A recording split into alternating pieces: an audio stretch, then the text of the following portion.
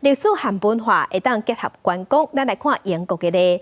英国嘅著名乐团 Beatles 捌伫一间老厝办演唱，因即马即间老厝改做民宿，说服观光客，嘛请真侪观光客来遮观光。壁顶挂满旧相片，每一间客房风格拢无共。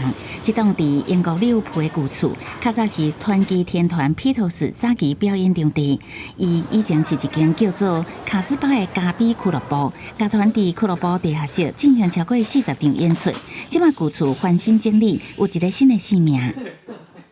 It was the starting point.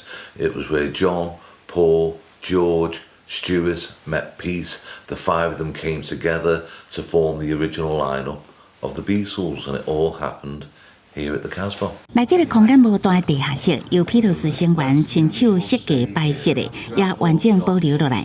卡斯巴是由披头士初代鼓手贝斯特的妈妈经营的，短短3年，每一个礼拜六拢有披头士来演出。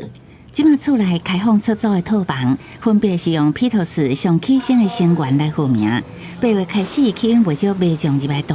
旅游业者指出，英国超过90%的国际游客拢是来看影剧内底的场景，为早期的哈利波特、加福尔摩斯，到即马王冠、伯杰顿家族，介意英国文化的迷众真侪，甲影剧相关的体验活动，捌伫2019年创造8.91亿英镑的产值。